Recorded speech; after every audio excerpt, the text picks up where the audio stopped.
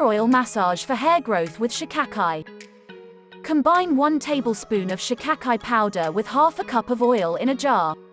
You can use basil, avocado, or coconut oil for this recipe. Store this mixture in a cool, dark place for a couple of weeks.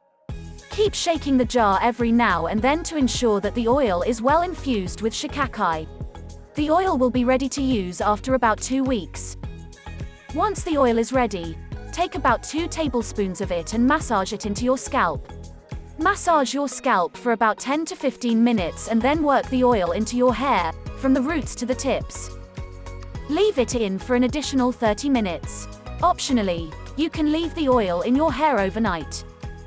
In the morning, wash the oil out with shampoo and cool water.